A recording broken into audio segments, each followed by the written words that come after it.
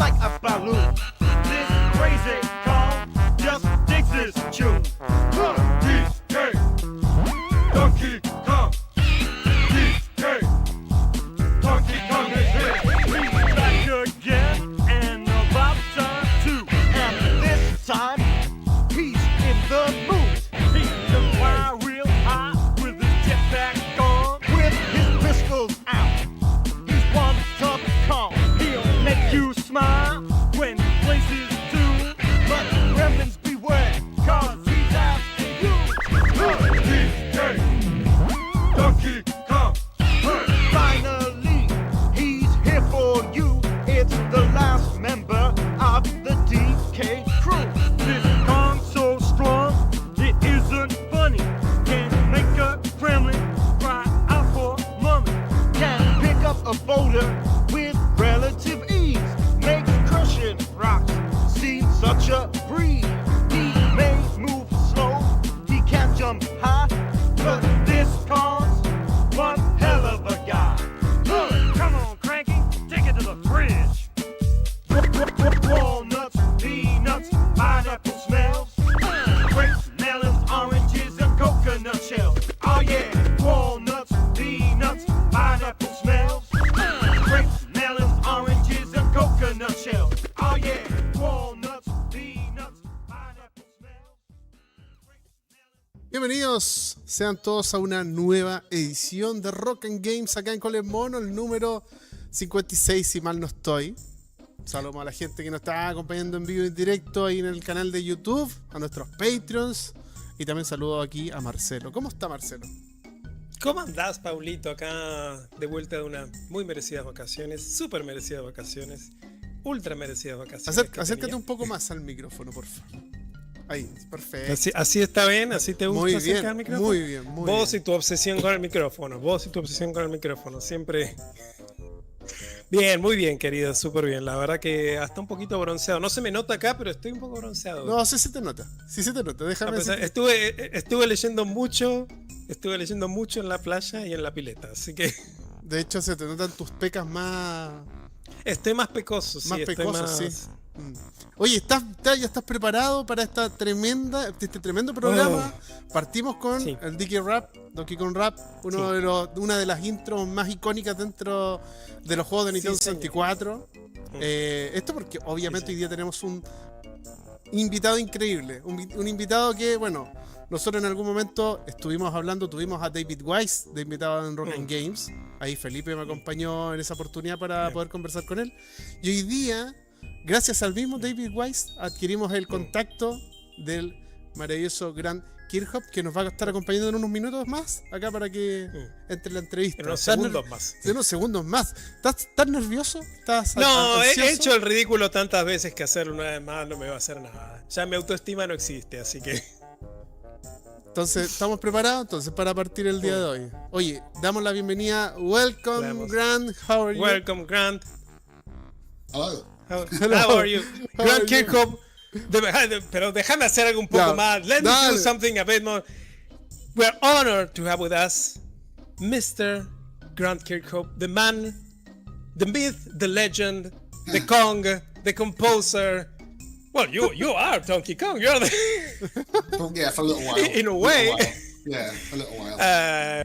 It's an honor to have you with us, Grant. Thank you for being here. And well,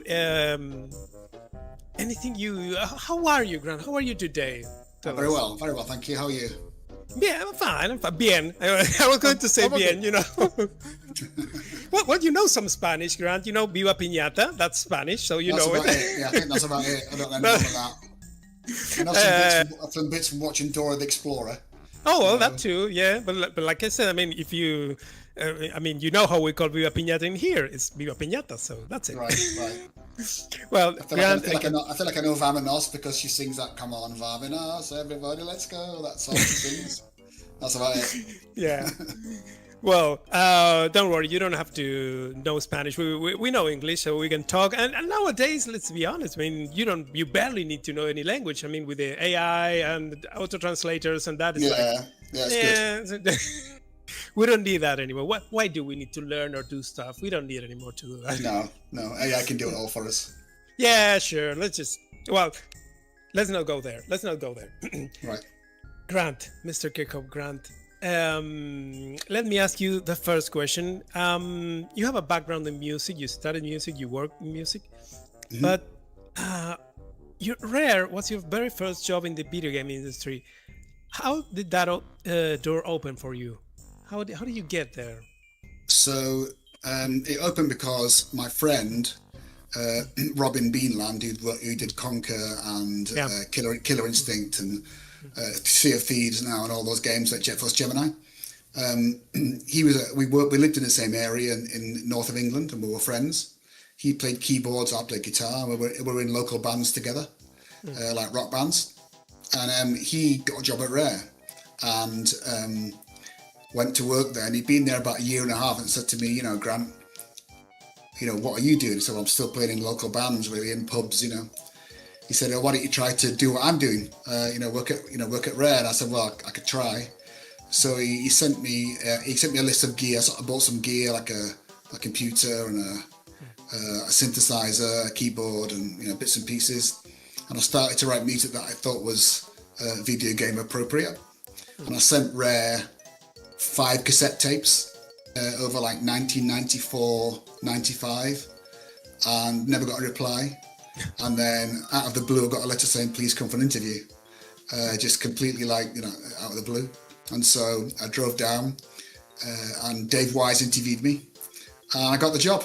So if Robin hadn't done that in the first place, I would never have done it. I never even considered being a video game composer. I never even knew about it. So if he hadn't done it, like Robin Beanland changed my life, really. Well, good to hear that. It was a win for the video game community. I can say that. Yes, it amazed me because you have a rich history in music. I mean, you even played for before Bon Jovi in your early years, right? So after I left the Royal Northern College of Music, where I did a music degree, a trumpet player, I spent the next 11 years, like 22 to 33, playing in rock bands, really. That's all I did. And some did well, some did terribly. Some of the metal bands I played for, I had little independent deals with, got some records out. But I played for a UK rock band called Little Angels, who were quite a big UK rock band. And we went out as the band could kind of headline the UK, but when we played abroad or in Europe or anywhere else, or even America, we used to be the opening act. So we did like 6 weeks with Bon Jovi, 6 weeks with Van Halen, ZZ Top, Bryan Adams, Billy Idol. We played lots of gigantic stadiums with Bon Jovi, like 90,000 seat arenas. Were crazy. So that with about 11 years kind of on and off doing that kind of thing, and then it all fell to pieces, of course, because it's like all the bands fall out, and so I was back to play just pubs in my local town. And then Robin, came along with the job. So, well, like I said, it was a win for us, for the gaming community. That's what I can say. Next question about GoldenEye, and well, your first job at Rare was for Donkey Kong Land 2 for the Game Boy, recomposing David Wise's music, converting David Wise's music to the Game Boy. That's right. And shortly after that, you worked for GoldenEye. Were you shocked that your first high-profile gig was an adaptation of such a massive Hollywood movie, such a massive franchise, especially for someone like you from the UK? I guess I didn't really know, because I was new. I'd only been there a month or so. And Graham Norgate, who was also there, he was doing Blast Corps and GoldenEye, and also Ken Griffey Baseball on the Super NES. And he got really busy and said, look, I'm busy with Blast Corps and Ken Griffey, could you take over doing GoldenEye? I was like, of course. So I was super excited, because I'm a huge Bond fan, so it was agreed that I did the Game Boy in the morning and then GoldenEye in the afternoons. That's how it worked out. So I was on GoldenEye for probably I guess maybe a year, maybe a bit less. And then I went on to Banjo-Kazooie, and he came back and finished off GoldenEye. So kind of me and Graham did it together. I guess we probably did half and half music each, probably. And he did the sound effects too. But I mean, he showed me how to get sounds into the N64. Like, Graham showed me all that stuff. But I mean, to get to play with the Bond theme that everybody knows was, fantastic fun. And I couldn't believe my luck, to get to it. We had no idea if the game was going to sell or not. No one knew that. So we just did our best, and really, of all that team on GoldenEye, nobody on the team had made a game before, so none of us knew how to do it. We just guessed. So it was like just 12 people who didn't know what they were doing, Lightning the battle. Trying to make a game. That's what it's like. It's crazy. Well, it had the development had its fair share of problems. You usually hear that from Rare, but it's mostly because of what you say. A lot of the times, the development groups, they are people that didn't have a previous experience. But I'm being honest here. Everything Rare did mostly during the N64 era was gold. I'm sure Nintendo, the Nintendo 64 was kept afloat. I'm sure at least partly because of Rare, thanks to Rare. Yeah, I feel like it was a really good time to be at Rare. There was a lot of great people there, So and the Stamper brothers who ran it, Tim Stamper and Chris Stamper, were super great bosses. They were really great. So, and they really encouraged us to do the best we could. And also, I feel like sometimes when you don't know what you're doing, you do the best stuff because you don't know what the rules are, right? And after you've been doing it for a while, you start to go, yeah, we don't do that. These are the kind of rules. But when you start off not knowing what you're doing, you just do what you feel. And I think sometimes you make the best games that way, by no training, just hope for the best. Great. Grant, you said in a previous interview that, well, you started gaming in the 90s with a Game Boy, then you said an SNES. Right. Yeah.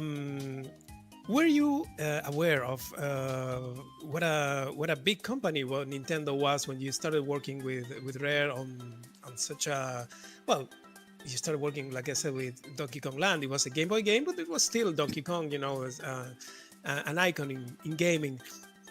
Were you aware of how big Nintendo was, of how big your contribution to gaming was? I mean, I don't know if I'm making myself clear. I'm sorry, but no, you are. No, it's fine. No, I knew how big Nintendo was, obviously, because they've been around for a while, since the 80s, really. So, and I played a lot of games, and I played in the arcades, back in the day. So I was well aware of Nintendo, but I didn't really. To get to work on GoldenEye, I just didn't really understand. Well, none of us knew, because you didn't know if the game was going to sell or not, right? So, and I feel like the game was quite problematic, and quite a lot of bugs, and it was late. It was very late. It should have been out, a year before, at least, before it came out. And so we all kind of thought it would just come out and die. We thought, no one's going to like it, So it was pretty crazy that it was such a gigantic success. I don't think anybody expected it to be like that. It was crazy how it turned out. And it's weird how usually when games come out, there's a big spike and then it just kind of dies away. Yeah. With GoldenEye, it just kept going it was a really slow burner. So in the second year, it sold more than the first year. But in the third year, it sold more than the first 2 years combined, which is unheard of for games. Like, games really don't do that. So it was, and it was fantastic to get to do the Bond theme. So, and it just, I guess it was my first proper music at Rare, because, on the Game Boy, I converted Dave Wise's tune, so it was the first music that I actually wrote was on for GoldenEye. Yeah. So, spectacular. And did you get a nice bonus from the success of GoldenEye? Well, I guess in the early days, the Rare did pay good bonuses. It wasn't so great on GoldenEye because it was the first. Usually at the start of a console, when it first comes out, the cartridges cost a lot of money to make, and the memory inside is expensive, right? Yeah. But as the console goes on, the memory gets cheaper, and so they can have bigger cartridges, and so the royalties got bigger as time went on. But at the start, I was very grateful. Don't get me wrong, but it wasn't gigantic at the start. It got bigger later on. Oh, okay. Glad to hear that. And Grant, was it hard to work on the N64? It didn't have a specialized sound chip like the SNES had. Did you find it hard? Was it complicated to compose, to get your sounds onto the console, let's say, to come out of the speakers the way you wanted them to? So, because it had small memory, it was tricky. And, because GoldenEye was the first game, it only had an 8 megabit cartridge. So it was very small. So we had to squeeze the sounds in. So the way the N64 works is anybody that works on the N64, any composer, everybody thinks that Nintendo provide the sounds. They don't do that. You provide your own sounds. So I'd pick instruments that I liked, like a clarinet or whatever it was, a guitar, and I'd put it into the N64 onto the cartridge, into the console. And then we'd use MIDI files to play the samples. That's how it worked.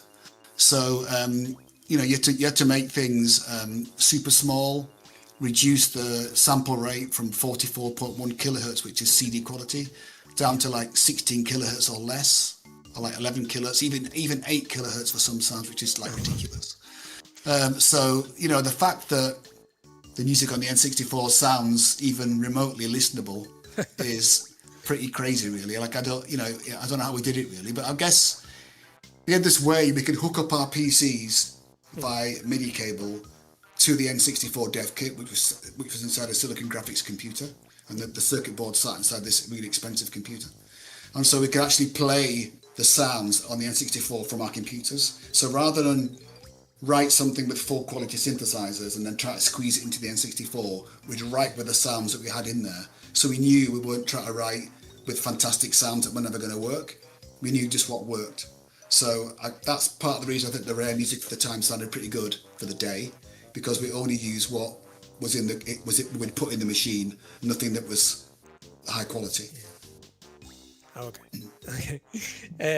Well, eventually you got the chance to use MP3s, with the N64. I remember Conker, but for that I think used MP3s. Yeah, so I didn't. What Conker did, I didn't do. That was for the that was for the vocals on Conker, and it cost money for the license for the MP3 thing, but somehow Rare, we got it for free, and it was some weird thing where I think we got the Havoc physics engine, and I think somehow it was bundled in with that. Okay. And so we were like, we can use it for the games, right? So there's a workaround somehow.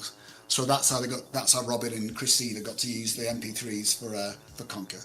Okay. That's good to know. I thought you were going to say was something illegal. I don't know. I don't think so.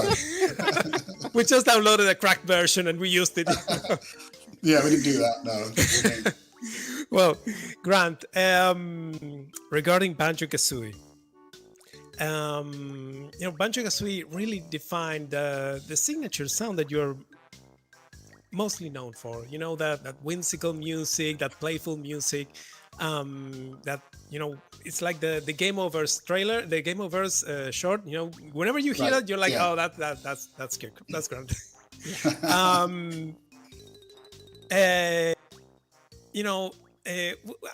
How did you get there? How did you get to that? Because I mean, you are very versatile. I mean, I've heard your music from Ninja Gaiden Yaiba. You've done a lot of stuff, but you've heard that? Like no one's heard that. No, I love it. The game is not good. The soundtrack and your songs are great. That's the best thing about the game. But I love it. Yeah, I know Yaiba. Don't worry. But your songs are great. You're the only one. But how did you get to that sound? Did you see the game, or did you say, no, you know what? I'm going to do what I want. I don't care about the bird and the bear. How did you get to that sound? So I guess because Banjo-Kazooie was a platformer, right?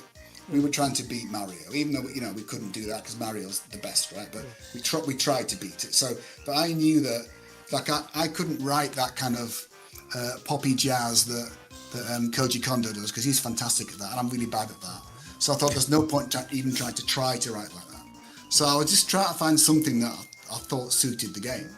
And there's this interval in music called the tritone, which is it's the you got C as an octave, and the middle point is an F sharp. So that's the furthest point from either C. So I thought, well, because that's the furthest point away, that kind of reflects Banjo-Kazooie's character. Banjo's a bit of a dumb bear. Kazooie's a very wisecracking, sarcastic bird. So I felt like those two notes would reflect the personality. And then I was listening to Beetlejuice by Danny Elfman, which is a fantastic score. Yeah. And I heard like that thinking, oh, that's, it felt like a really cool rhythm, So I thought if I maybe couple the with the trito like do it like that, it just kind of worked, and it gave that kind of oddball, kooky, weird sound to the music, and it just was really by accident. It wasn't by like me being super clever or anything like that. I just kind of messed around until I thought don't it be sounded humble. good. Don't Well, be no, humble. but I do think a lot of the music that I write, a lot of the time, is just me messing around. I'll hear something, oh, that sounds cool. It's not like I know what I'm doing most of the time, So, so I just kind of found that. And also, I realised that when it came to do Mad Monster Mansion, I was trying to use like dark harmonies that were dark for the spooky level, but you don't want to scare the kids, right? So I was like, But I realised you've got like a rhythm that's so the rhythm's quite quirky. Even though you've got dark chords, if the rhythm's quirky, then no one gets scared, right? But you feel it's dark, but it's not like super dark, right? Yeah. So I guess I feel like it just kind of worked. So Also, there was a cartoon when I was a little kid in the UK called Mr. Ben, and this was about a guy who went to a fancy dress shop, a costume store every day, and he'd try on a different costume, like an astronaut or a cowboy or a pirate. And when he'd go in the changing room, right, and when he opened the curtains like that to come out in his outfit, he'd be transported to the world, so he'd be in space or on a pirate ship. But when he opened the curtains, there was a little riff like and it was the tritones, and that always stuck in my head for all that time. And I guess that was a little bit of influence too. I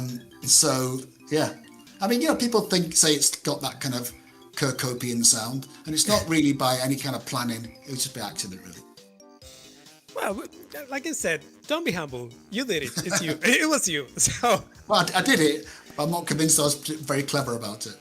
No, the important thing is you got there. You did it. That doesn't matter how. Grant, speaking of Banjo-Kazooie, and since we're in the 7th anniversary of the Smash Bros. Announcement of the reveal, it was January 11, 2019.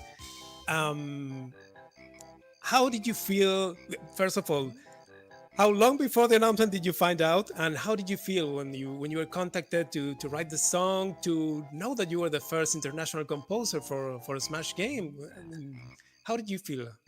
That was crazy. So I'd just finished working on one of the Mario Rabbids games. I can't remember. It must be the first one, I think. Yeah, probably the first. Yeah, and then so Davide Soliani, who's the creative director, we're great friends, of course, because we're doing Bradley the Badger together right now, right? So he said to me, Grant, Nintendo are trying to get hold of you. Can I pass on your email? I was like, of course you can.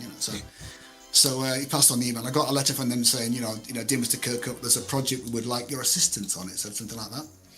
Are you interested? And I was like, I kept thinking, what could it be? What could it be? And I said, of course I am. And I thought, for a minute, could it be Banjo-Kazooie in Smash? I thought, nah, it won't be that. It's been too long. It's been so many years. And I thought maybe it was like one of the Rabbids maybe was going to go into Smash, or Princess, the Rabbid Peach or something like that would, that'd be a funny thing, or some little thing like that.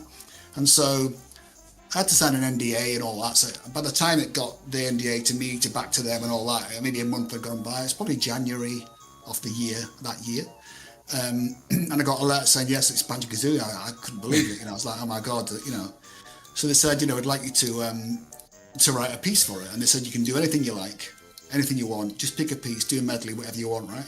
I was like, all right. So I just thought about what should I do? And I thought, maybe Sparrow Mountain, because it was one of those, it's the first piece of the game, really. And I just thought, maybe I should do that one. Because I hadn't seen any artwork or anything from the game. They didn't tell me anything.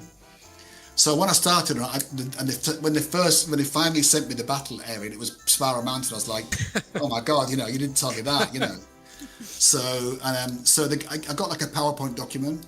Nintendo got like a PowerPoint document that they send out to all the Smash composers.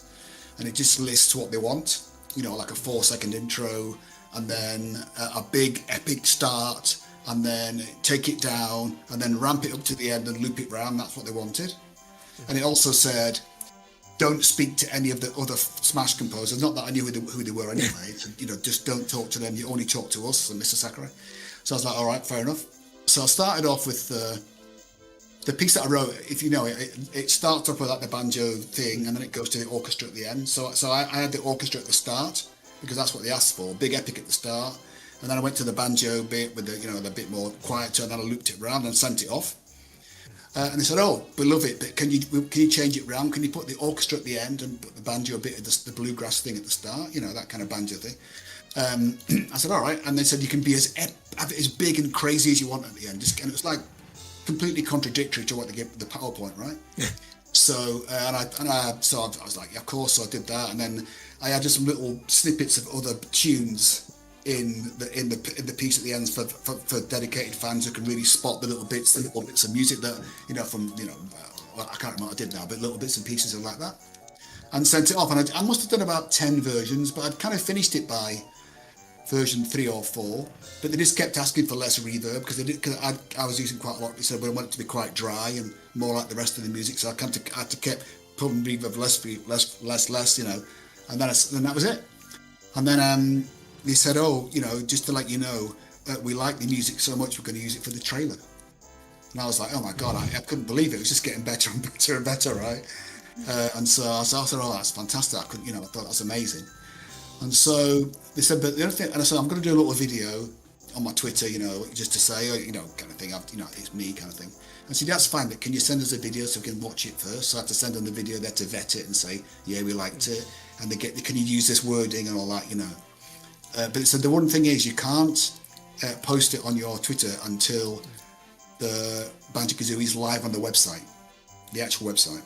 So I think the announcement was like 9 in the morning at LA time. It was like early. So the minute they showed the trailer, like my Twitter was just going like that. Is it you? Is it you? Is it you? Is it you? Like that. And I had to sit there and just not answer. So it wasn't until 11 o'clock that it went live on the website. It took 2 hours to get there. And then I went, "It's me, it's me," So it was crazy. But I feel like that's one of those moments in your life that you never forget. There's moments you really remember forever. That's one of those really special moments from my career, that getting something in Smash Brothers and it to be Banjo-Kazooie, and watching all the fan reaction videos on YouTube with people crying and all that. Like I was crying too. Like it was just, I feel like it was a huge release for the Banjo-Kazooie community to get banjo back in something, and I feel like that Nintendo had done such a great job on it. It looked fantastic, and Rare helped out with the artwork, and all that all the way along. So and they were working on it way before I was. I didn't know. So it was it was one of those moments that you're never going to forget. That was just amazing. Oh, okay. I remember. Yeah, you have your tweets from that day pinned. The other day I was just rechecking your account. I used to. Yeah. And I was, it's so touching. Yes, I can barely imagine how it must have felt, but yeah. And now that you mentioned that, Banjo-Kazooie have been, I don't want to say dead, but the series is, let's say, dormant. Would you like to see maybe a new Banjo-Kazooie developed by Nintendo with your music? I don't think Nintendo would do it. It would be somebody else. I'd like to do it. Of course. I would love to do it. But my opinion is that I think it's unlikely. A little while ago, there was a little bit of noise around Banjo-Kazooie, and I thought, maybe it might happen, but it's died again. So I don't think it's going to happen. I don't know what Microsoft want to do with it. I mean, they own it. I've got no idea what they want to do. I saw that announced today there's going to be a new Crash Bandicoot game, so I guess that's going to be the platformer, right? So I would imagine that. But it's bizarre that they don't own the IP. Well, I guess they do own the IP now because they bought Activision, right? So they do own it. Yeah. But I just kind of thought, why not Banjo-Kazooie? If you're going to do Crash Bandicoot, why not do Banjo-Kazooie? And I've just done the Rayman Legends Retold game, right? And there's been people are loving that thing, and that's the classic platform. I'm a bit like, why can't we do Banjo-Kazooie?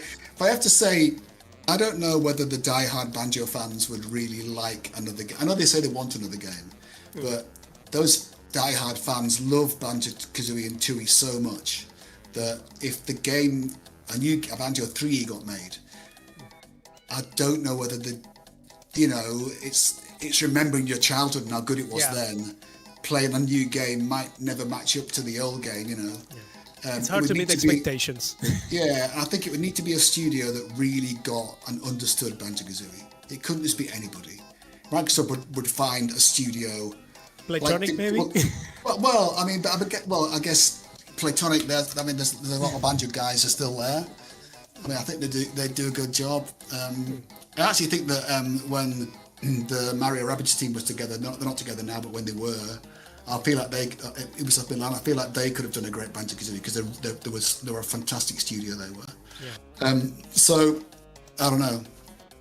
I think if I was a betting man, I'd say no. That's what I think. So you think the series, for now at least, is resting? It will keep resting. Yeah, I think probably a bit more than resting. Okay, it's rotting. Let's say. Yeah, probably rotting. Yes, unfortunately. Sorry to hear that. Grant, I'm sorry, I have my cat with me and she's really hot, you know? That's all right. It's like a small bag of water with hot water. Grant, another question. You composed the music for the 2013 remake of Castle of Illusion, you know, with Star Mickey Mouse. Yeah. I love that game. I love the original. I didn't know it was you until I read it a few months ago, and I was like, yeah, of course, that's him. Now I listen to it, and I can't hear anything else. That was a game for Disney, developed with Sega of Australia. Again, how did you end up doing your style is perfect for that game. It's absolutely perfect. I can't think anyone else doing that, but how did you end up doing that? So there's a friend of mine called Jeremy Taylor, who was a sound designer, and he was from the same town in North Yorkshire in England and we were friends way before either of us worked at video game companies. Like, he was a trumpet player like me, so I knew him from a long time ago, and then he became a video game sound designer, and I went on to be a composer.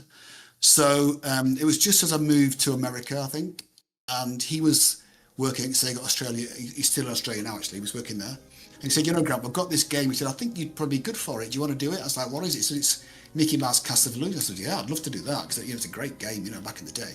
He said, so, but you'll have to use some of the original composer's tunes and mix your music together with it. So kind of do like a hybrid style of it. I said, I'll do whatever you like. I don't mind. So Sega agreed, and so we did that. And it was on the iPad at the time.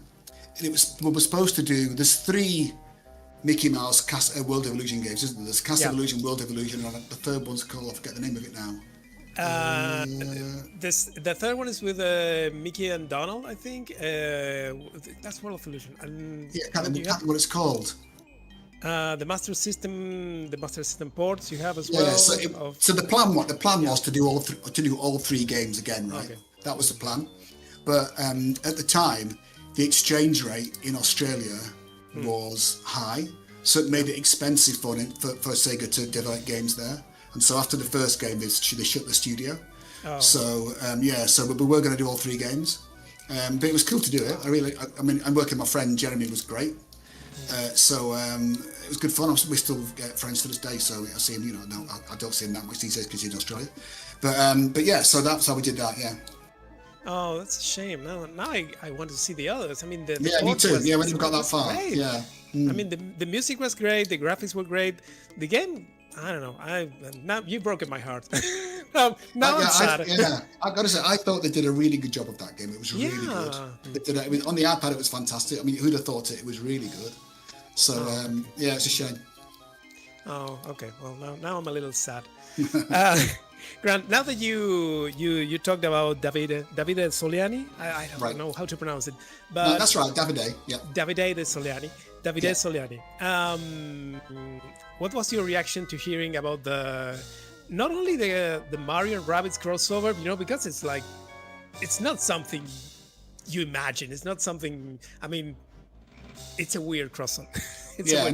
Yeah, it is. And did it shock you in any way? Did you say, "Oh, this is terrible"? Did you think it was a good idea? What was your reaction to that? To hearing about that? So I didn't really know about it. So at the start, Gianmarco Zanna, who's the producer, sent me an email on LinkedIn and just said, "We've got a project here you think you might be suitable for. Do you want to get talk about it?" I said, "Sure, you know." And then sent me in it said, it was called Rabbids Kingdom Battle at the start. Oh. And I was like, oh, it's a Rabbids game, so that's cool. And my kids love the cartoons because I think they're really crazy creatures. Yeah. I feel like the Rabbids really kind of predated the Minions. They are just the Minions, and the Minions kind of copied the Rabbids, you know, because they're crazy, they don't know how to work things, and they break stuff. And I thought, I love the cartoon. I thought this would be really fun, you know. So they arranged to meet. So they flew me to Paris to meet the team. So Davide and flew off up from Milan to Paris, and then I went to Paris and I got to Ubisoft Studio, and they all met me in their foyer, and we walked to the back of the building through some really big security doors. It was like it's super secret. And I was like, this is a bit strange because the Rabbids game, everyone knows about the Rabbids, right? So it was Davide Soliano, Ramar Brio was the audio director. And so we sat went through all the dev guys were sat on the computers and went to another back room with just Davide and Ramar sat there and a TV. And Davide said, we'll show you the game, right? When he turned the TV on, like Mario was stood there, right? And I was like, I thought I was a bit late. Maybe they'd been playing Mario waiting for me. And then Davide started to move the character and he's moving Mario. I was like, what's this? He said, it's in the game. It's a Mario game. Did no one tell you that? I was like, no. so I nearly had a heart attack. I was like, oh my God, it's a Mario game. How on earth am I going to do this without upsetting the entire world? Because Koji Kondo's an amazing composer and I'm just not as good as him, right? And I mean, I just didn't know. I just thought my kids, if I mess this up, my kids will never speak to me ever again. And Davide said, he told me later that, he said for the first hour, he said, you kind of sat there really quiet and didn't talk and you're really white. He said, we thought you didn't like the game. I said, Davide, I was just panicking. I was panicking going, how am I going to do this game? It's Mario. I'm just not good enough. So, yeah, so that was crazy. So until I got there, I had no idea it was Mario. So it was such a surprise. It was equal parts exciting, equal parts frightening. It was like equal, Yeah. So, but Davide and the team are super great team. So they made me feel really welcome at the start. So that's been a really great. I guess me and Davide and Ramar have been friends ever since. Like I'm working with Davide right now on Bradley the Badger, the new game, So Yeah. So I'm going to ask you about it. Don't worry. Yeah. So we've been friends ever since. So yeah, I love Davide. He's great. So you kind of came full circle because the music for Banjo-Kazooie, as you said, you were trying to, kind of like make Mario, and then you ended up working Mario like I know. 20 years later. So yeah, it's crazy. It's ridiculous. Yeah, I can't believe it. And do you feel you achieved your expectations for the game, that you did what you wanted, or do you feel like, I should have done this better, I could have done this better, or are you happy? The music is great. I love that game. I absolutely loved it. I like the first one better. The second one I liked it, but not as much. But the first one I absolutely loved it. But how do you feel about your what you did for the game, the music, which was I'm really happy with it. Yeah, no, I'm really happy with it. I mean, I feel like working with Davide was great and Ramar was super great. So, and I got to use some of Koji Kondo's music. So, when we got to Peach's Castle, we could use the Mario Castle theme from Mario 64, which I love that tune, right? So it was great to get to do that, and I could do a bit of Koji Kondo and a bit of me and a bit of Koji Kondo in that Peach's Castle theme, which was just it was so great to get to do that. And I got to do bits and pieces from the Mario games, like sort of the win and lose stings and all those little pieces that you've known since you were a kid. Well, not me being a kid, but a lot younger, being a lot younger. So it was like super great to get to do that. So I'm super happy with the Mario Rabbids game. It was a joy to do. It really was. Okay, Grant, we'll now listen to one of your tracks, and then when we come back, we'll continue the interview. All right, Paulo. Ya. Vamos a ir con Chemical Warfare. Tema que hizo con... Pensé que era Facility. Sí, Facility. Bueno, okay. Facility 2, sí. Pero se llama... Sí, se llama Chemical Warfare. Tema que hizo, que Kirkhope hizo con Norgate. Así que... Okay, you composed Facility with... yes. Graham. So I guess like me and Graham did our own music, right? Mm-hmm. Yeah. So I think Facility is mine. Yeah. I'll have to look. If I get YouTube up now, I can tell you now. I'll have to look and make sure. I think it's okay. If you don't remember, we'll say you did it. Don't worry. I want to make sure. We checked your website. I think says you did it. So I just want to make sure that. Otherwise, I want Graham to get the credit right because Graham's a great composer. So, okay. Let me just check it. Facility. Golden Eye. Let's have a look. Let's see if it is me. I think that's me. That one. Facility have two versions. The first one. Hang on. Wait till. Hang on. Wait till it. Let's skip this. Hang on. The second one Yes, me. is more Yeah, fast. that's It was Yeah. you. Okay, fue él. Okay, let's so- we're clear. I like that one. It's a good one. Yeah. No need Okay. to thank anyone. No. Ok, vamos con el tema entonces.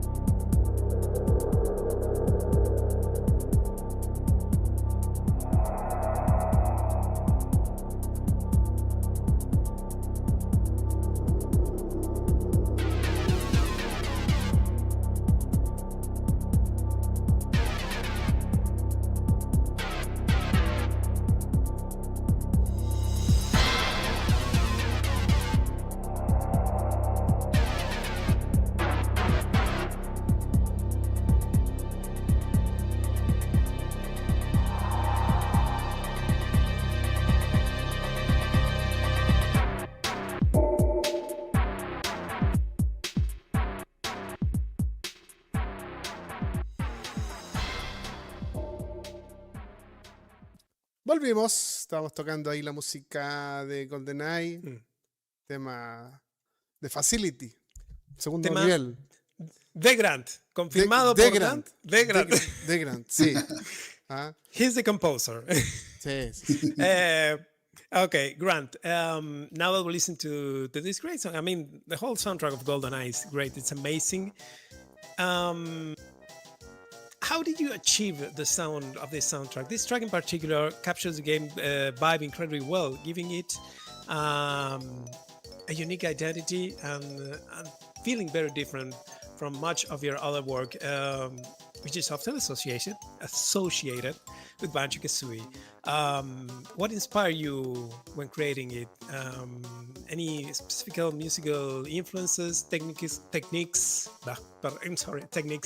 instruments, or ideas that helped you shape that sound? Because I think I was just trying to find something that was like you could wander about in stealth. And like also I was just trying to find different ways to use the Bond melody, right? Yeah. So like in the frigate piece, I had we had a double CD set which had all the pop songs that preceded the movies. So all of the from Diamonds Are Forever to License to Kill, all that with it all on the CD. And so I remember, because I'm a big metal fan, right? I remember thinking I'll use the drum beat from Faith No More, We Care a Lot, which is so, and then I used the Duran Duran stabs, and put them together, and that came up with Frigate, right? So that's how I came up with that. So I feel like I was just trying to find different ways to use the Bond theme, because I love that theme so much, and it just there was not really any thought behind it, just apart from it needs to be just you need to be able to wander about to it, and some were more heavy duty than others, some were quieter. I think Graham was the same way. So we just got a free hand to do whatever we wanted. Nobody really said to us, don't do that. We could do anything we want with it. And also, Rare had the rights to the Monty Norman James Bond theme, right? So some of the games after that, I don't think they got the rights to it, but we did. So we could use it however we wanted to use it. You really squeezed that. You really. Yeah. Yeah, but if you get the opportunity to use something like that, of course, which is so well known, you just want to use it all the time because it's such a fantastic piece of music, right? So I was just trying to find any way I could to make the Bond theme and put it together, and so it was super good fun. Okay, yeah, I can imagine it must have been, well, like you said before, it must have been great to be able to play with that iconic track. Grant, Mr. Kirkhope, I was about to say, Grant, a bit of a personal question. Right. Are you a gamer? Do you consider yourself a gamer? Do you enjoy playing video games, or is it more like a job to you? You play in your free time? So I think back in the day, before I worked at Rare, yes, for definite. I played I played so many Super NES games, plus Game Boy games, plus N64 games, plus lots of that stuff. And on the first Xbox and the next Xbox, I've definitely played them on PC games too. But I feel like up until about 2002-ish, because I had my son then, right? So once I had the son, it got harder to find time, because my wife was like, you're not playing those games, you're helping me with the baby, right? So it got a bit more difficult as time went on.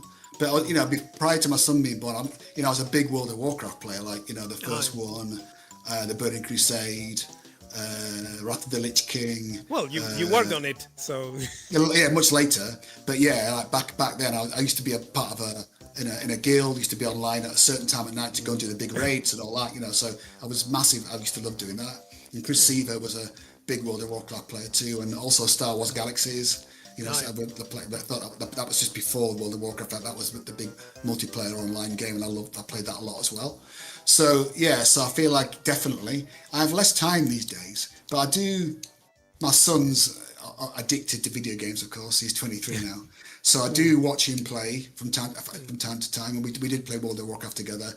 When I worked on Shadowlands, I said, Max, it'd be great to play through World of Warcraft from the beginning right after Shadowlands and hear my music. That was amazing to hear my music. There's a lot of composers in World of Warcraft, but for me to get to play, the Shadowlands and to hear my music was just unbelievable. I couldn't believe it. It was so fantastic. But I've got to say, right now I play Clash Royale every single day. I'm addicted to it. It's for like 3 years. I cannot put it down. My wife's so pissed off with me. I play it all the time. So I just really do, honestly, I only really play Clash Royale on my phone at the moment, and I just cannot stop playing it. It's hours a day, honestly, easily. I'm not very good at it, but I can't stop playing it. They're addictive. That's what they how they're made, you know, to get you hooked. Yeah. Feel like a drug. I've got to like 12,500 trophies, so I'm there. It's level 16, I think I am. So you know, but I just can't stop playing it. And as I say, I'm not great at it. No, the important thing is that you have fun. No, you don't need to say, that's the important thing. I do, games, but I feel like it puts me in a bad temper when I lose all the time. So. Well, that usually happens with every game, you know, with everything, not just games. Yeah. But, okay. I wanted to know because, well, you don't really talk much about it, and we wanted to know if you were still a gamer. But as you said, you know, you're a grown up, you're a father, and you have a job. My kids are old now. But my kids are 23 and 20 now, right? So they're older now. So I could probably, but I don't really have the time. I tend to work all day. I usually write music 7 days a week, like every day, even Saturday and Sunday. So time's less available than it used to be.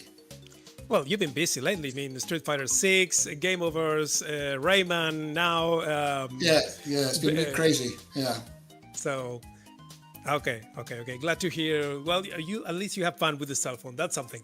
That's something. Well, Grant, you recently mentioned on Twitter, you know, a few weeks ago, that listening to the music of Project Dream, you know, the unreleased SNES game, made you feel very nostalgic. And you know, if there's something valuable for us, for fans, it's the stuff. Not so much the stuff that got made, but the stuff that didn't get made. You know, it's really valuable for us. We know you're probably bound by NDAs and death threats by the Stamper brothers, but are there any projects that you worked on that never saw the light of day, that make you, you know, feel any kind of regret, make you feel sorry, that you would have liked for it to come out, you know, that you remember? Honestly, not really. Like, it was only Dream. I think every other game that I worked on came out, I think. I don't think anything got cancelled. I did work for a game for Axis for a little while that actually got cancelled. That I thought was a good game. So really, I guess only twice Dream and it's for Axis game. Most of the stuff that I worked on everything worked on apart from those two came out. Good to hear. And on a related note, you know, Tim Stamper usually goes on Twitter and shows stuff that he's never going to release. Yes, and he likes to rub our faces on it, you know. Do you think he'll ever decide to release some of that stuff? Are you in touch with him? Could you convince him? You know? Tim and Chris are super elusive. I have had a little bit of contact with Tim over the years, but not very much. And I don't think anybody has really. Tim and Chris are very private people. Yeah. So no one's really talked to them. No one that I know has talked to them for a very long time. 20 years probably. Yeah. So as I say, Tim, when we won the Ivan Novello for the Mario Rabbids Sparks of Hope game, he contacted me then to say well done. But apart from that, and I think when his dad died, I emailed him to say, you know, sorry to hear your dad's died, because John Stamper was everyone knew John Stamper was a very big character at Rare. But apart from that, not really. The Stampers are very private people.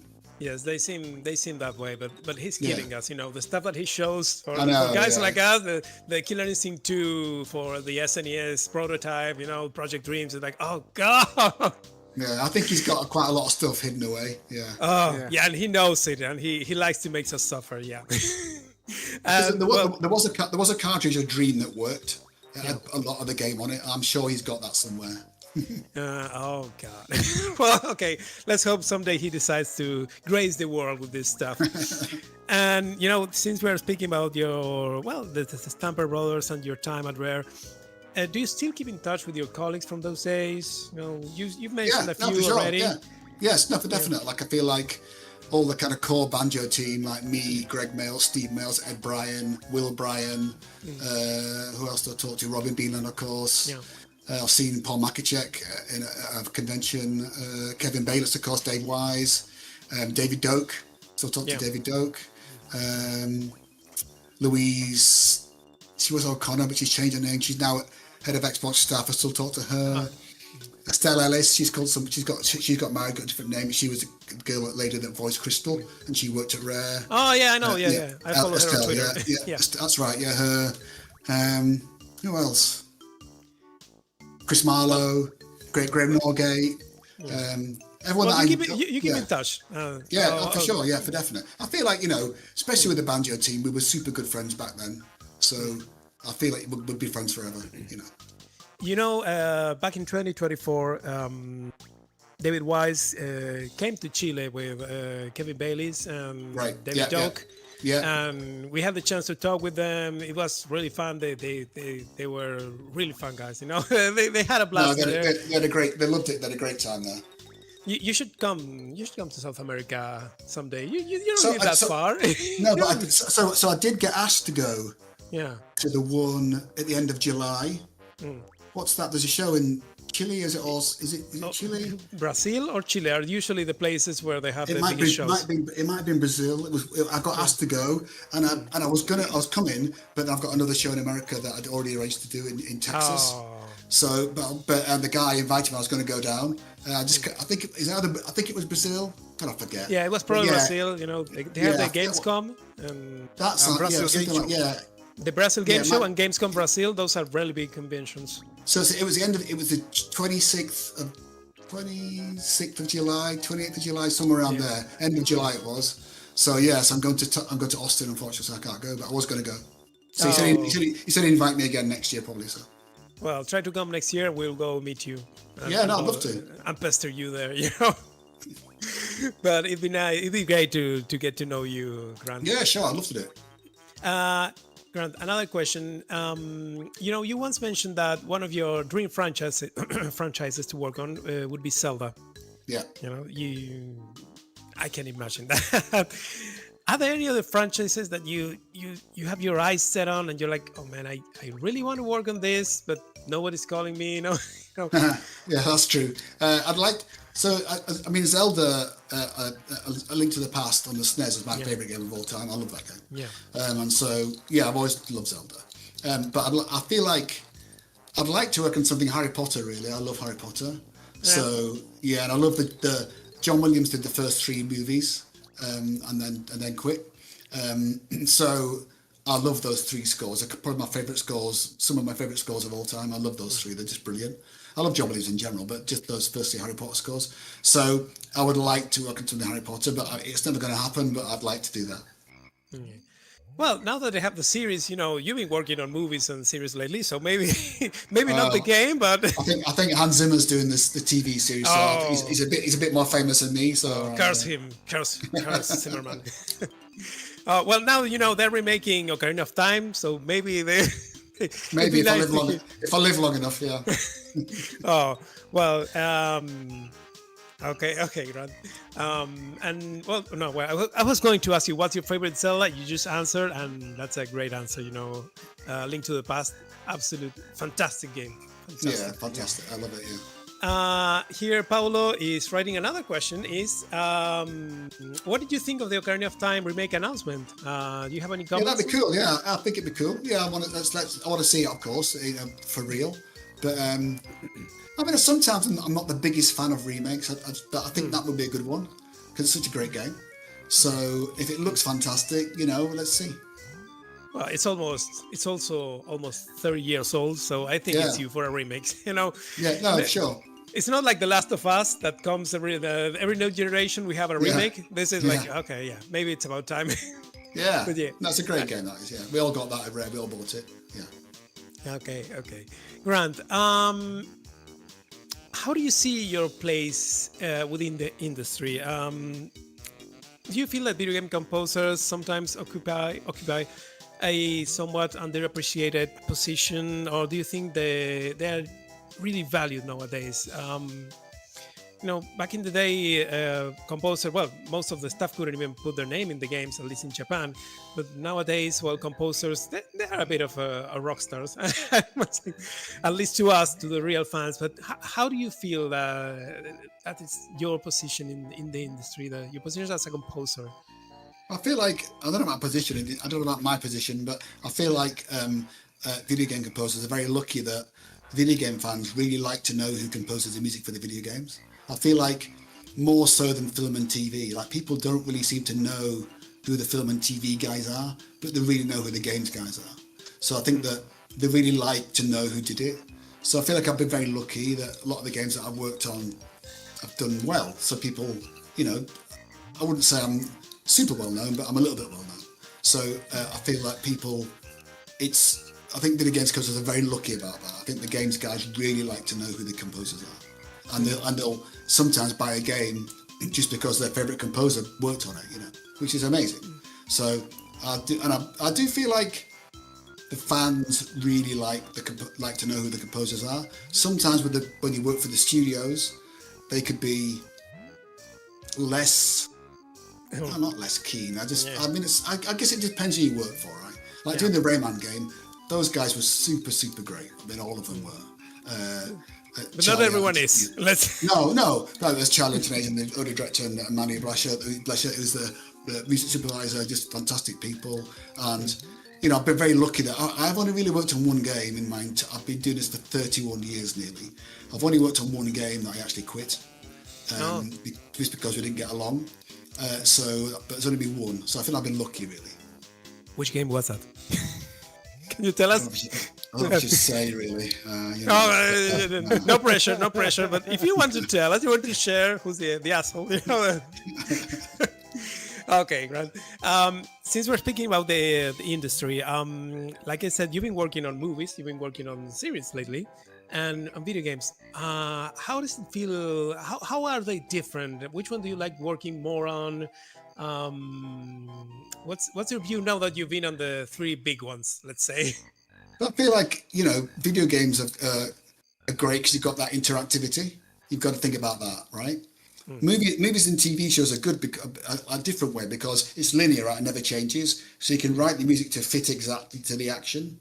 It fits exactly, right? It's like doing cinematics in video games. You can write it exactly as it is. It never changes. Or a video game, I feel like video games are harder than TV and movies because you've got all that interactivity to worry about. You can do, you know, little tricks like in Banjo-Kazooie when the music fades to different variations and all that, you know. So I feel like also sometimes film and TV are difficult in a different way. So you have to very much write to exactly what's on screen. It's got to fit exactly. So with a video game, you might say it's a forest, and so you write a forest tune. Yeah. And you write whatever you want, right? Obviously you got to write what the developer wants, but you come up with a tune that just fits the background, right? Where with a film on TV, you have to do something that matches the on-screen action exactly. Yeah. So when someone's talking, there's no point in writing music very loud, take it down.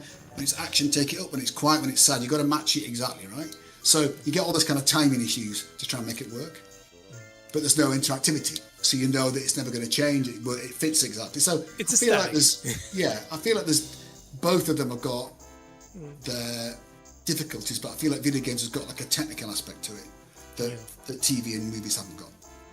Well, and nowadays you don't have the limitations that you had back in the N64 days or the Game Boy days. I mean, you can pretty much compose whatever you want, but back then for the Game Boy, I mean, it was like, it must have been painful to work with that. Yeah, but there was three monophonic channels and a noise channel. That's what it was. That's it. You got three notes at once. That's it. Well, Grant, we will listen to one more track. The last one of your bests, and then we will come back for the last questions. Okay. Ya, vamos a ir con Spiral Mountain, juego que representa gran parte de lo que es Banjo-Kazooie, Nintendo 64, el gran trabajo de Kirkhope y que, bueno, lo vamos a revisar ahora acá en el Rock and Games número 56 de Colemono.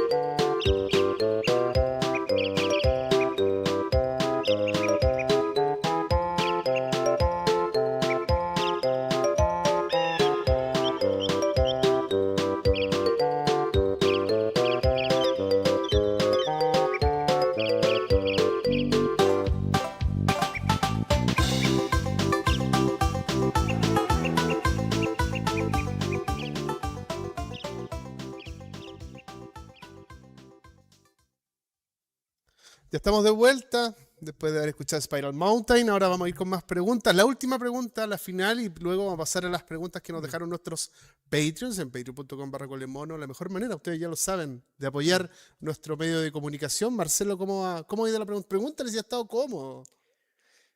Grant, have you been comfortable? You feeling okay? Nothing Yes, wrong? I'm fine. You didn't. No, I'm fine. Okay. Everything's great. Okay. Good to hear that. We don't want to make you feel uncomfortable or anything, but we really want you to come to South America next year.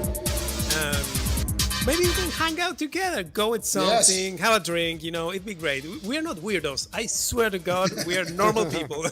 Yeah. If I can make it, I'll be there. Okay, please try to. If you go to No, Brazil, as I we will said, go to Brazil. I went this year, it didn't work out. The one weekend I was away was the weekend of the show, so I couldn't go. But I would have been there for definite in July. Okay, we'll take your word for it. It's true. Grant, closing questions. Right? You've been working on so much stuff lately, and before we heard about you were doing the Rayman soundtrack, the big one was Bradley Badger, which came as a bit of a shock last year. You're doing with Davide Soleani as well. Yeah. So you're like I don't know what is it with you two, but you've been doing great games lately. So I'm really looking forward to it. Is there anything you'd like to tell us about Bradley the Badger? Anything, I don't know, did you find interesting that you want us to play, to buy it? What is it? I wanted to play it and buy it, of course. Okay, but, we'll do. But I feel like it's Davide Soleani and Christian Cantamessa are the two kind of leads on the game. I mean, Christian did all the Red Dead Redemption stuff, so he's a very accomplished, games guy. But I feel like, I worked with Davide, exclusively for the Mario Rabbids games, and I feel like Davide's a bit of a genius, really. He came up with the whole concept of the Rabbids thing with Mario, and everyone thought it was going to be not going to work, and it really worked really well. He had to show Mr. Miyamoto that game in person, which is, think of the stress of having to get a demo together to show Mr. Miyamoto, So David has come up with this really great concept. I don't think people really quite know the concept of the game yet. We're not going to tell anybody what the thing is. It's got that whole live action element to it. That's got Evan Peters, he voices Bradley the Badger. But there's a live action segment to the game, bits to the game, which, we can't really speak about just yet. So, and the fact that on the trailer you saw Bradley was in the Last of Us world and in Cyberpunk world and in, all that stuff. So that's, and Bloodborne, so that's a little bit of a twist. And there's other things to the game as well that you might see Bradley in other worlds and other games as well, so he's got all that going on, and he's kind of a classic 90s platform, character who ends up in these strange places. So it's such a great idea that I don't want to say too much about it, but there's lots to learn, and it's a great. David is brilliant, so it's been great. It did look like that, It reminded me a little of Gex. Do you remember the lizard? Yeah. He went from it wasn't video games, but it was like a series, and Bradley the Badger felt similar, but with video games, which is more interesting, if I can say. Right. Yeah. But it looks great. And I'm sure it will do great. And we just recently found out you're working on the remake of Rayman Legends, not Origins, Legends, which is quite possibly the best Rayman game ever. How are you dealing with that? Are you having fun? Are you done with it, or are you still working on it? I'm finished. Well, actually, Okay. I'm just doing some slight alterations right now, but I'm kind of finished with it. So they contacted me, Ubisoft, before Christmas last year. I feel like September, sometime like that. And we were supposed to be recording, or at least working on, finished by November, but I didn't really start on it until January. It was quite late. No. And then I didn't realise, but they wanted to record it with live orchestra. So working with Christophe Aral, who's the original composer, Christophe's Christophe doesn't speak great English, so we had a bit of contact with him when we did the Rayman DLC for the Rabbids games. Yeah. My Rabbids. So I had a little bit of contact with him then, but we went to record in Vienna like a month ago. Christophe, it was nice to meet him there, and Christophe's a really crazy man. He's super good fun, and he's really animated and like this, So he's super good fun. So we both recorded, I'd say 20 minutes of music each for the orchestra, maybe something like that. Yes, so that was, to get to. It's always great when you get to work with live orchestra, right? It's amazing. And it was at the Vienna Synchron stage, and they were really. I hadn't been there before, so I didn't know how good they were going to be, but they were really good. So yeah, that's been great fun to do, and a little bit, it's like, I guess because me and Christoph did the Rayman DLC for the Rabbids game, that they liked us working together, so they asked me to come back. I feel like Christoph's probably done more than me in general, but they wanted me to come and do some stuff for it with him. So, and Christoph, I can't say enough good things about him. He's really brilliant. So yeah, that was, it's always nice to get to do new things and different things. So, and I didn't expect we were going to go to live orchestra. They didn't tell me it's going to be live until halfway through working on it. I was like, oh really? I'm like, oh my god. So yeah. So it's been good fun. That was really good fun. Is it hard to work with a live orchestra, or do you find it, easy? How I think because I spent my childhood playing trumpet in orchestras, right, from the age of about 12 onwards. So. And then I went to the Royal Northern College of Music to do a music degree, playing trumpet, in orchestras again. So I feel like I've sat in orchestras a lot of times as a kid, up until 22. So I kind of know what orchestras sound like. So when it came to changing from writing kind of MIDI music to working on Viva Pinata was my first orchestral game where I used live orchestra. I didn't really find it very hard. In fact, I found it fantastic.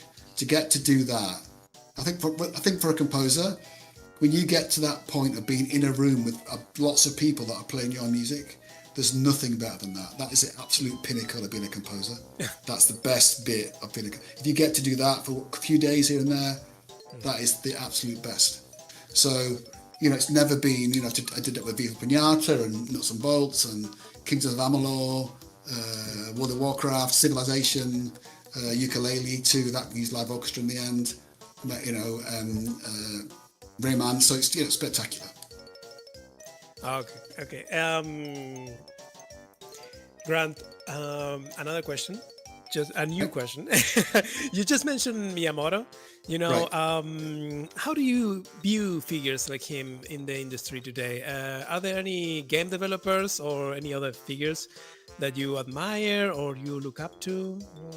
Well, I guess Mr. Miyamoto's a legend, right? So, I mean, to think he watched the original Donkey Kong arcade machine and thought, that little guy at the bottom running around could be great. Who would have thought that?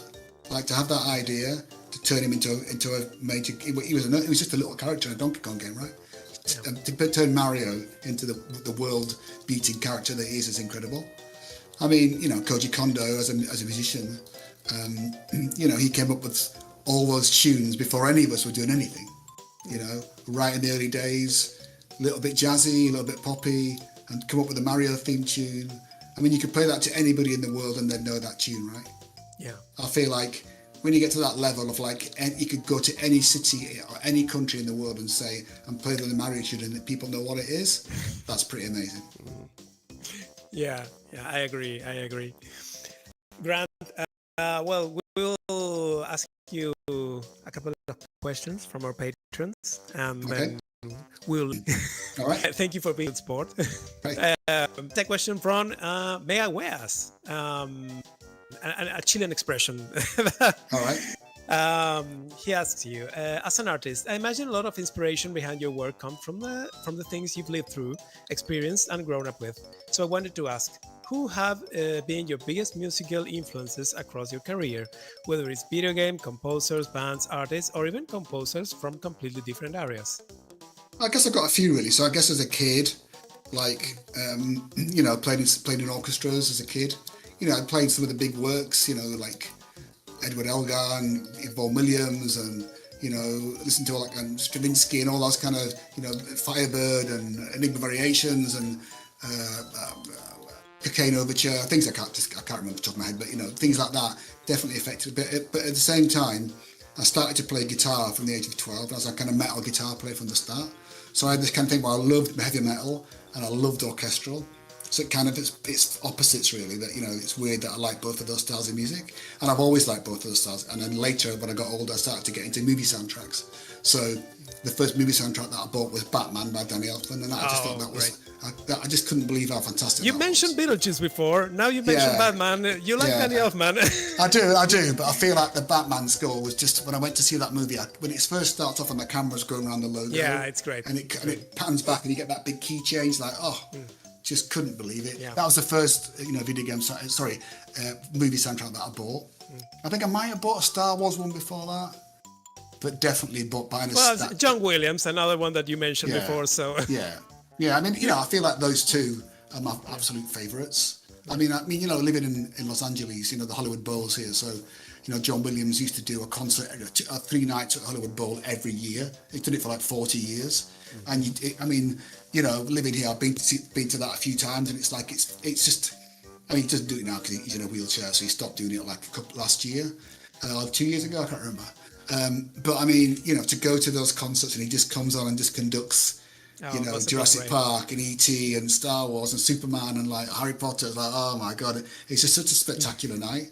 So, and I think when I was doing a game called Kingdoms of Amalur, it was the first time I got to do a very big, dark game. Like, it's very kind of Lord of the Ringsy, like that kind of RPG, big RPG. And so I knew I was going to use a big orchestra for that. It was the first time I'd really done that.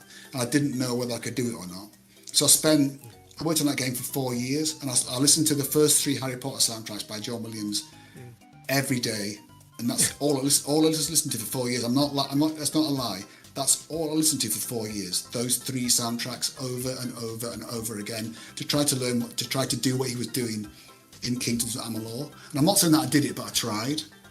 So I remember I came to the first boss piece. It's called Baylor, and I just thought I need to really just absolutely throw everything at this, everything I can at it, and try and be as John Williams as I could. And so I feel like, John Williams for definite. I don't think there's a composer alive that wouldn't say John Williams wasn't an influence on them, because he's once he goes, there's no one left. He's the last. He's the last of the Jedi. I'm afraid that's it. Well, yeah, he's a legend. I can't argue with that. As I said, I like Danny Elfman too and all those. Yeah, I do. It's not the same. It's completely different. Yeah, but, different style. I feel like his dark Gothic style is fantastic. Yeah. Like no one does that like him. Like he's the master of that. I mean, even from like way back in Batman to like doing Wednesday now, or like just fantastic. You like Ongo Bongo? So I only really know that one song that the hits. I don't know any of the stuff. That's it. Yeah. So yeah. Well, once enough. Yeah. Grant, another question from Maniatic Collector. He asks you, was it challenging to composing for ukulele and replay as well, knowing that many fans saw it as the spiritual successor to Banjo-Kazooie? How do you approach creating something that feels fresh and unique while still carrying the weight and expectations of such a beloved legacy behind it? I think, having been the composer of Banjo-Kazooie 2, as well as doing ukulele, so I know what harmonically works in Banjo-Kazooie. I know what the chords are that make you think of Banjo-Kazooie. So, like in the Gamerverse cartoon that I've just done, there's bits in that you can go, oh, that sounds a bit like Banjo-Kazooie, So I know the little trigger points that are going to make you think of Banjo-Kazooie. So doing ukulele, I feel like ukulele, not all of it is Banjo-Kazooie, but a lot of it is very stylistically like Banjo-Kazooie. So I think I know what those bits are that will make you think about it. So I know how to do that. So I feel like that's it. And also, working on ukulele, it's all my friends from back at Rare, a lot of them are, a lot of the original banjo team. So, it was just, it was a joy to do it, great fun. I remember we came back to do You Can Replay, then we went and recorded the level tunes with a live orchestra. That was what we changed in the music. So when you get replay, you get all the level tunes like a live, which is amazing with a live orchestra. So, fantastic. Okay. He's the one that says you did a great job on the Castle of Illusion remake too. So thank you very much. I'm glad he likes it. Also, we have a question from Link Doodle. He really admires your work, all of that. And then he had a question about working on Smash Brothers, which we already did. But then he asks, how did it feel to return to composing music for Banjo-Kazooie after so many years? How did it feel for you? So, it was an honor, really. To be asked to do it, because I think I was the first Western composer to be asked to do a Smash tune, right? And I've got to say, I was quite surprised. I mean, I feel like all the Smash composers are really good. Like, they don't need me to do anything. They're all fantastic. So I was kind of quite flattered that this wanted me to do it. Just got to try and put as much banjo into this. So having those little bits of the other tunes pop up at the end, you know, I tried to cram in as much of Banjo-Kazooie music as I can into one piece of music, you know. So yeah, I mean, it was an honour. I was really flattered that they asked me to do it, and they were really nice. So it was great. Well, Grant, those are all the questions that we have. I just wanted to tell you I've never tried eggnog. I'm really sorry about this. I know you love it. Try it. I know it, but you know what? Our channel is called Colemono. Colemono is cola de mono, you know, monkey's tail. It's a chill and drink that the families usually prepare for the holiday seasons. Right. I call it like the poor man's Baileys. You know, it's like right, yeah. So I like Baileys. Well, it's like that, but homemade. You know, so. Every time for the holiday seasons, I listen to your eggnog song, and I'm like, oh man, I wish I could. But you know, holidays are really hot in here, so I don't think eggnog would be the best fit for that. But you can have it with ice, though. Have it with ice. I have eggnog with ice. Have it cold. Yeah. Okay, I should try, but you know, I don't think they even sell it here. I don't. Yeah, in the UK, I don't think they do either. Like, it's funny. I think America's big on eggnog, but I don't think they sell it in the UK. Apparently, it was invented in Scotland. Someone told me. I don't know if that's true. But yeah, it's a weird. I thought it was kind of Scandinavian. But I've read somewhere that Scottish people invented it. I don't know. So, but and I'm Scottish, of course. But like, no, I feel like eggnog's great. I have to only drink it in December, otherwise my cholesterol would be like through the roof. So it's only December. But you know, you made me yearn for eggnog. So one of my life goals is someday try it. So thank you for that. You know, if you ever come to South America, we'll bring you some Colemono. Some Colemono. Deal. So you can try it. Let's do it. But Grant, well, that's pretty much it for today. We are really thankful for your time, for your cooperation, for everything you've done for us, for giving us almost 2 hours of your time, your very valuable time, I must say.